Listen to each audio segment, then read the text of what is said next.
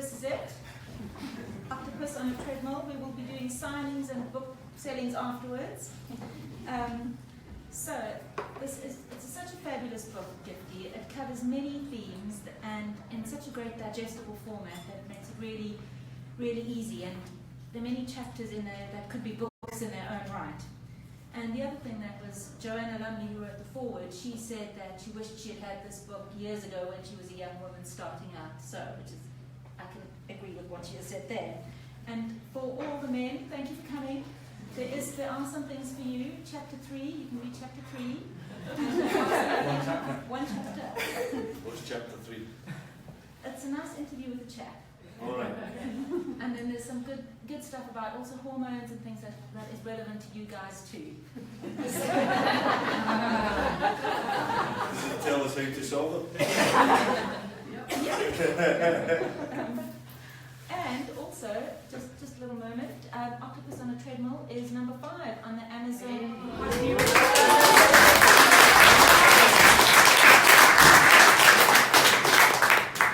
Okay, Gifty, tell us about the title. How did you come up with the title?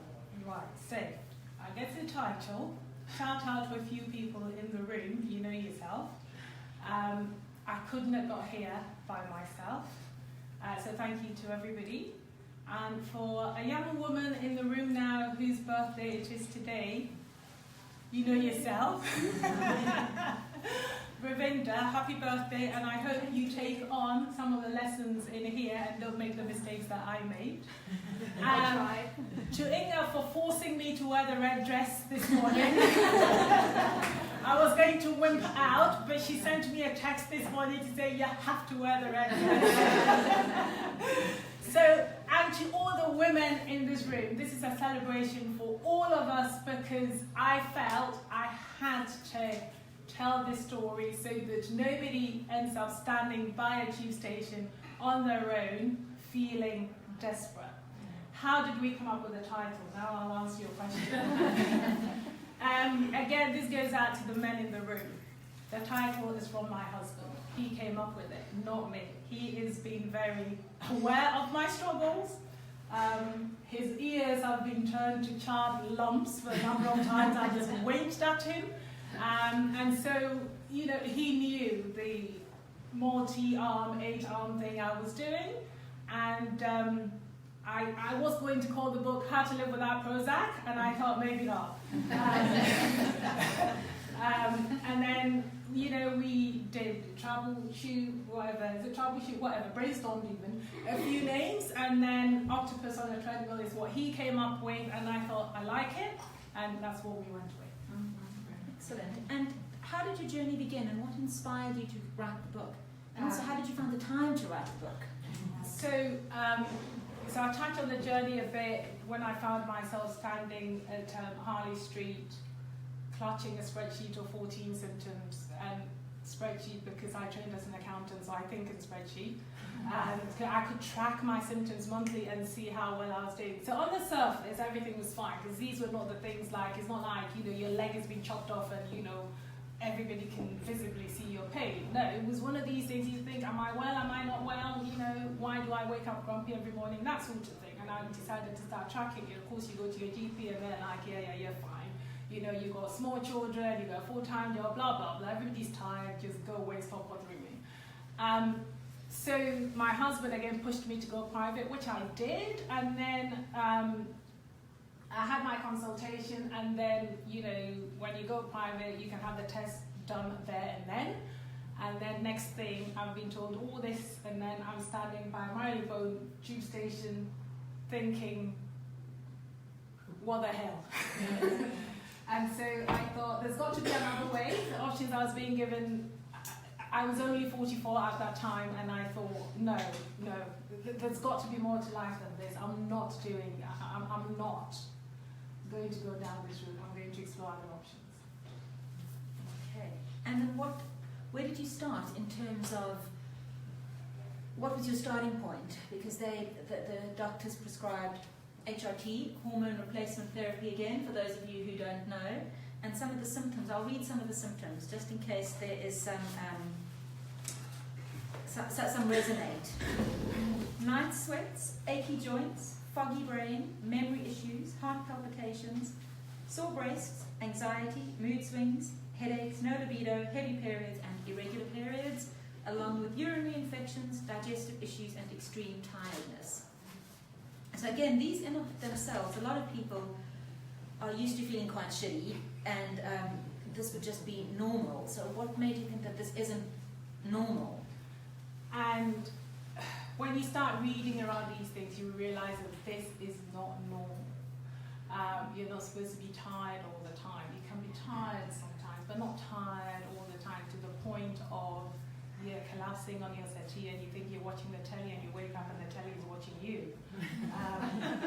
So it was just to the point where I was tired, grumpy, just, you know, it was, the quality of my life was just unsustainable. I could not go on like that. And if that was the norm, it was not a good norm. So I started reading around to see what should be the norm.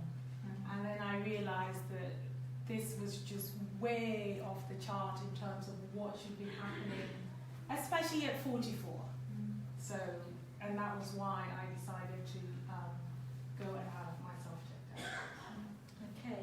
And then once you had done your research and realized that this wasn't quite the way life should be, and you didn't want to medicate your way out of it, what led to the writing of the book?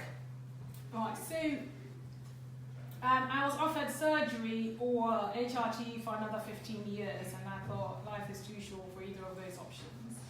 And although I knew at 44 I wasn't going to have any more children, my husband is still not convinced I'm not going to have any more children.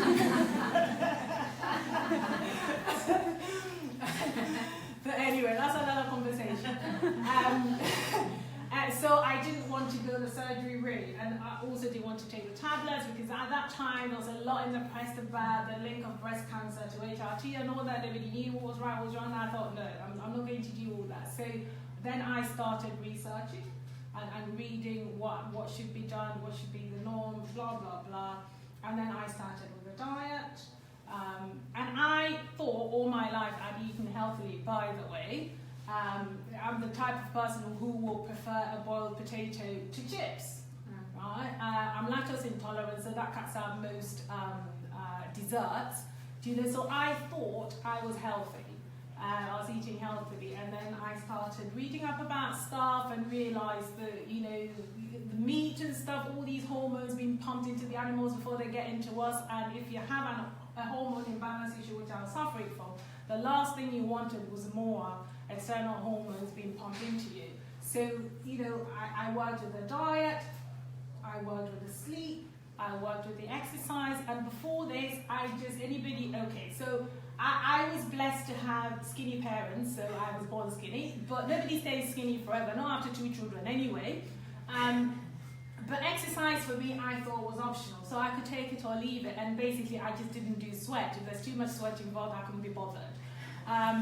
So I wasn't really big on exercise, and I could get away with it up to a point, but then with this, I realized that the exercise was not optional, because it helps balance your hormones, it improves your moods, it helps with digestion, it helps with your sleep, and all that. So once I realized that, I realized that the exercise was no longer optional, and I had to build it into my life.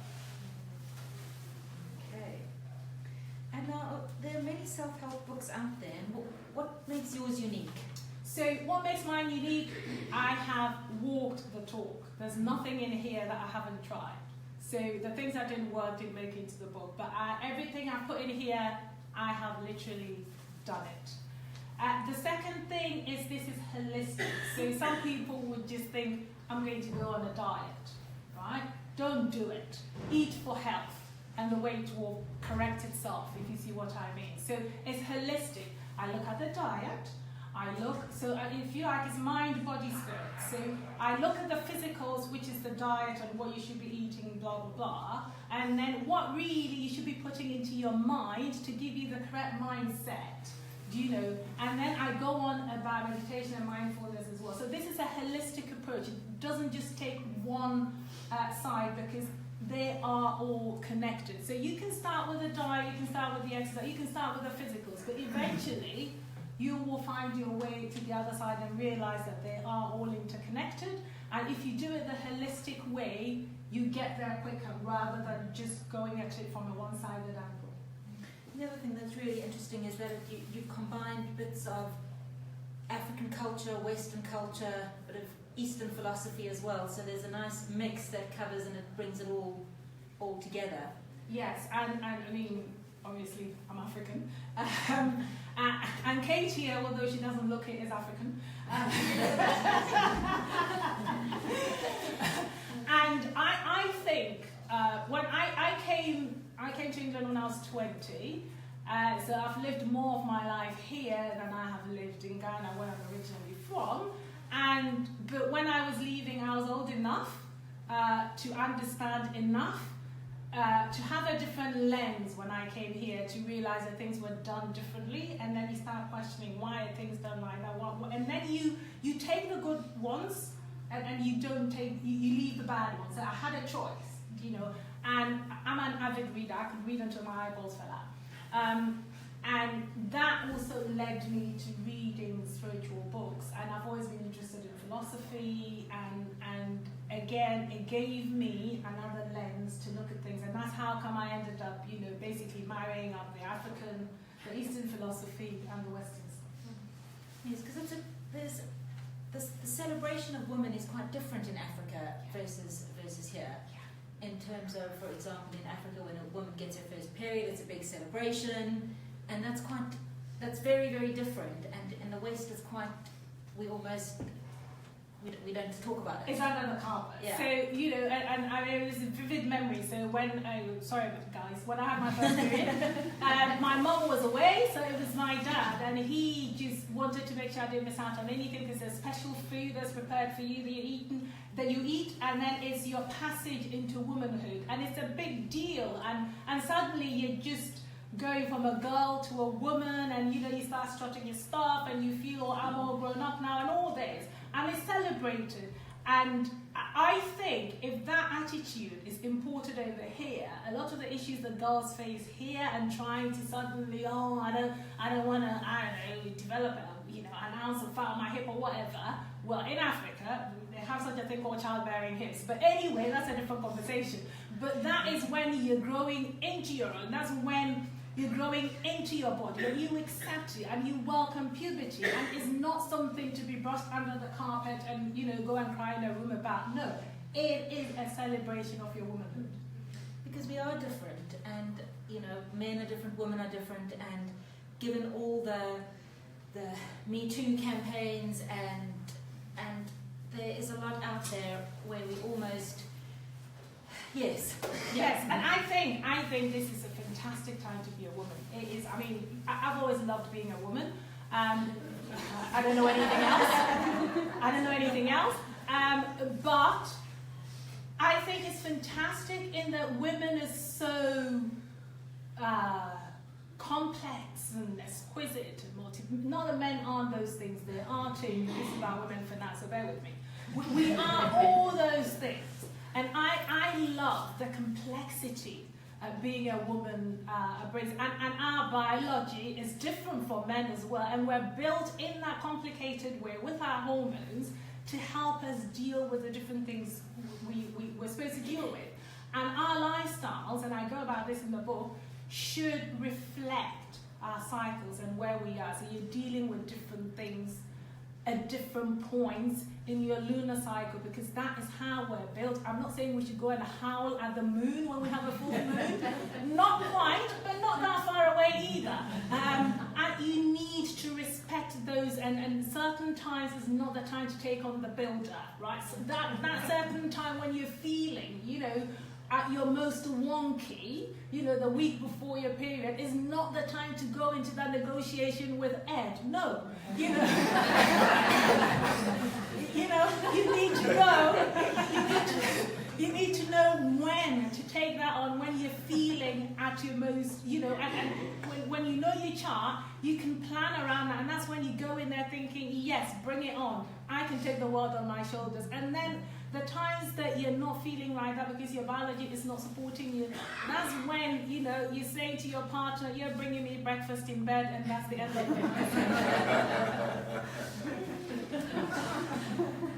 Very good. And from bringing that all into the workplace,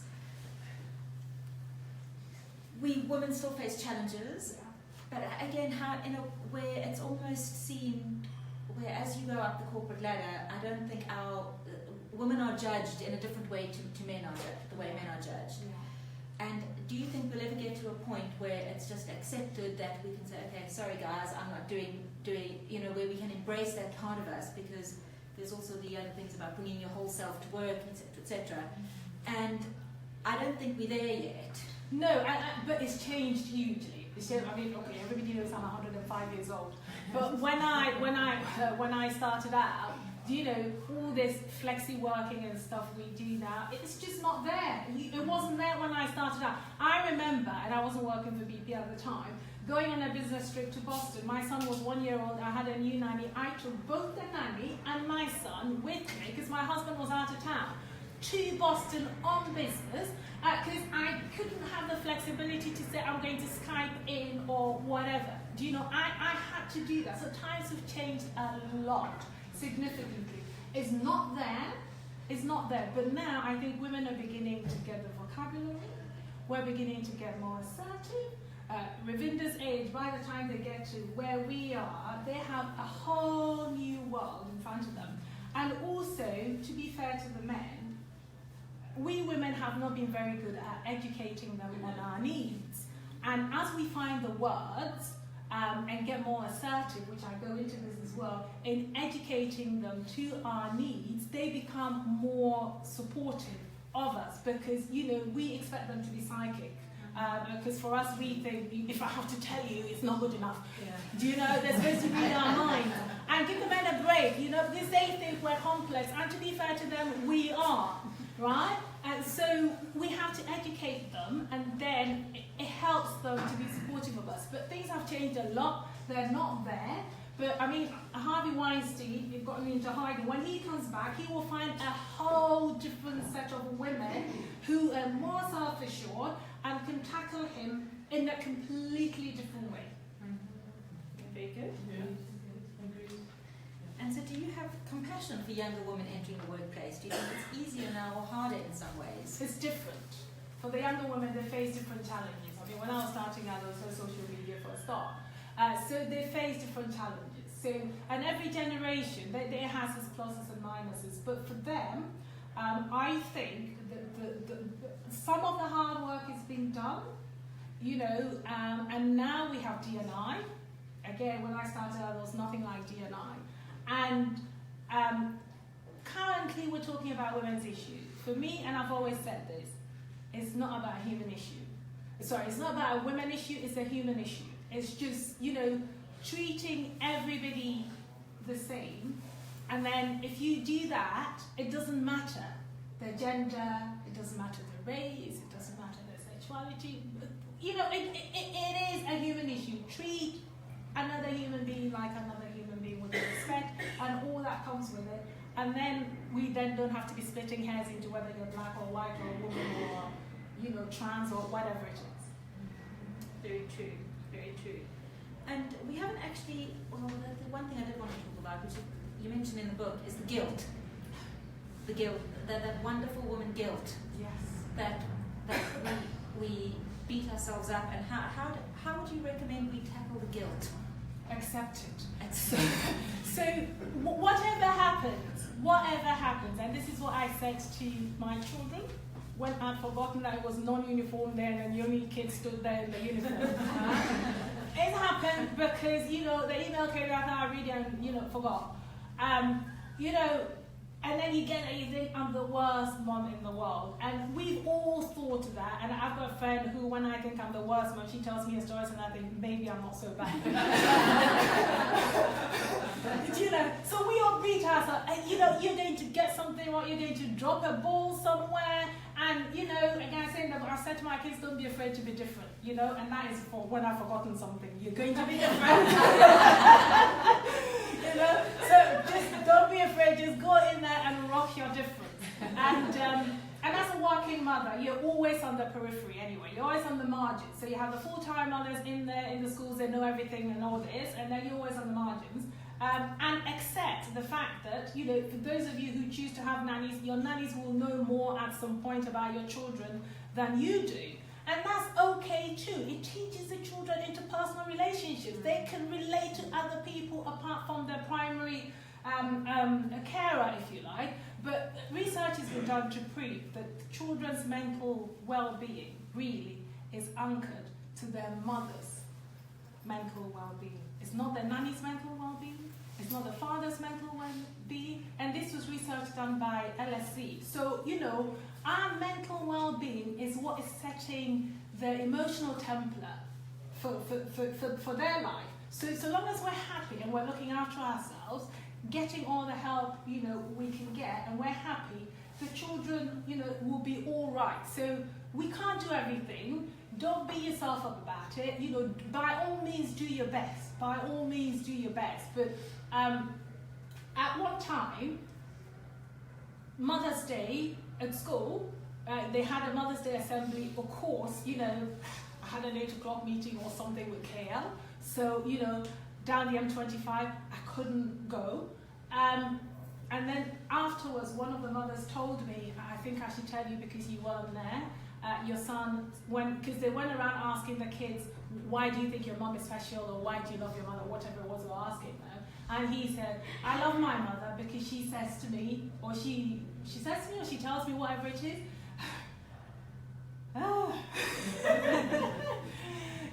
That's it. She makes me feel, she loves, she says to me, that's what she said to me, she loves me no matter what.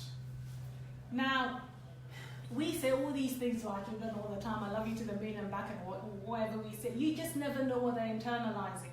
But for him to internalize that and say it at an assembly, I thought, man, I'm doing something right.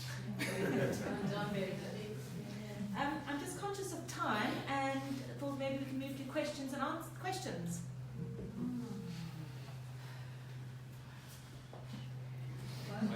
Yes, Mary, yes. When did you find time to write it? So, an hour a day, right? An hour a day, and anybody can do an hour a day.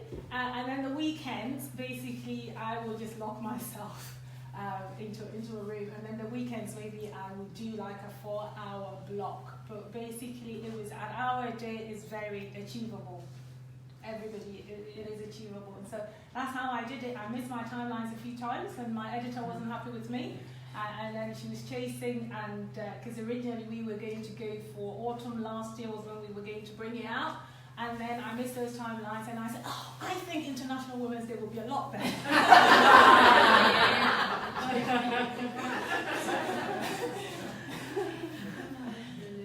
Over what period of time was that then? So the book, so it last time 3 years. It last time, but basically the last year was intense.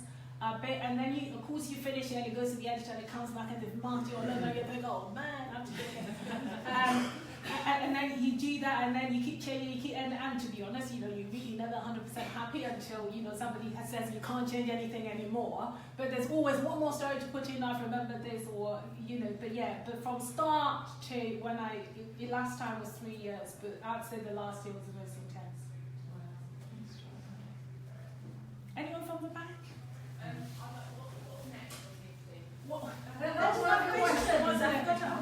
What next? Who knows? I'm open. But for me, I think what I find exciting about this, and before this, I was so excited I couldn't even eat. And the fact that the emotion is excitement rather than fear means I'm doing something I'm connected with, because I love this, and I want to make a difference in women's life. And I want to be able, the things that I've learned through bitter experience and everything, to be able to get it into other women's hands to say, you're not alone, you're doing great as you are, these are the tools to help you. So in that sense, what next? Because I think women are just awesome. Yes, Mitch. Gifty, do you think men could benefit from some of the sharing that, you'd be very open and transparent about what you went through? Do you think men should learn from that and be more open about their health and mental well-being as well? Absolutely. So the only bit in this book that, if you like, is not applicable to men is the bit about female biology. So we go into GCSE biology about that, so the men can skip that bit. Everything else in the book is actually quite generic. And I will give you the honest truth here. When I started writing, because you go on these writing courses, and they're like, you have to choose your market, you have to talk to your market. Because what I was going to bring out was more a general book. That's why I was saying I was looking at how to live without Prozac. And it's like, you have to niche it, you have to talk to your market. And I'm like, I know women, right? And the core message, if you like, is for women. But on the health side, everything I'm saying on the health side, men will benefit from that. Everything I'm saying on the mental side, men will benefit from that. Everything on the mindfulness side, men will benefit from that. And also, I've always said this, there's nothing as women's issues. Not really, because, if it's a woman's issue, the man will pay for it in one way or another.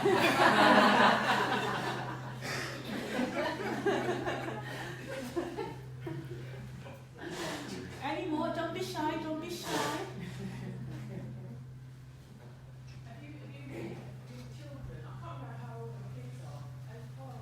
Yeah, so my eldest will be 18 in 3 months, and the younger one is 13, yeah. Yes, it's there for them to read. I don't think, so my 13-year-old, he pre-ordered it on Kindle. So it'll be interesting, but they've lived with me through it, and they knew Mommy was writing a book and all this, and yes, so they've lived with me through it, so I suppose for them it's not as exciting. 3 years this has gone on. So for them, they're probably book fatigued at the moment. But yeah, he got it on his Kindle, so it'll be interesting. I'm waiting for when he comes and asks me about the female biology. So do you get breakfast in bed now? Whenever I want, I get breakfast in bed. Whenever I want. Now remember, I've got 3 men in my life. So any one of them will do, I'm not fussy.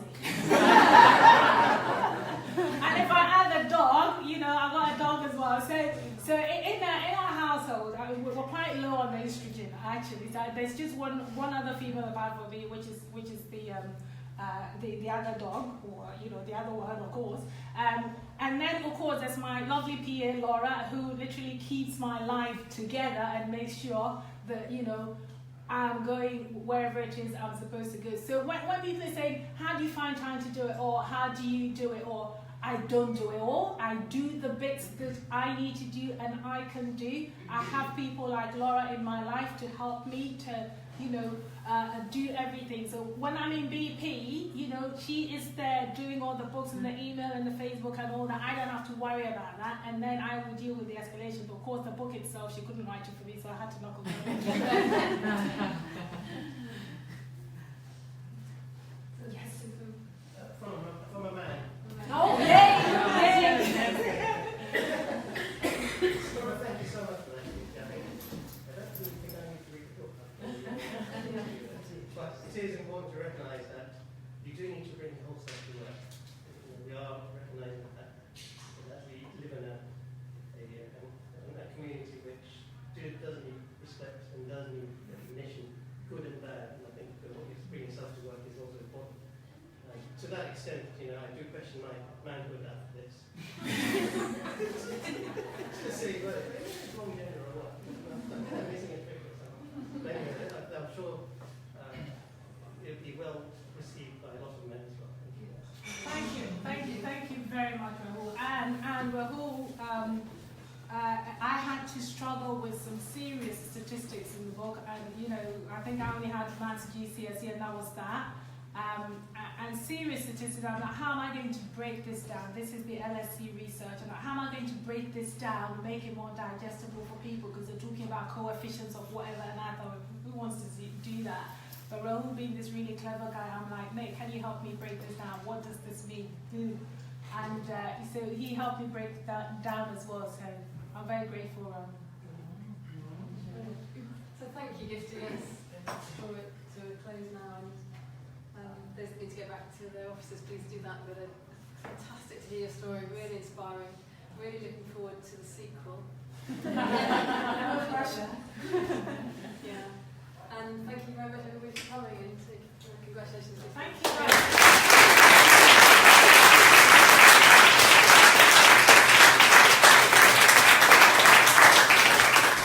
I'm happy to sign your book. I'll be sat here for a while. So. Yeah.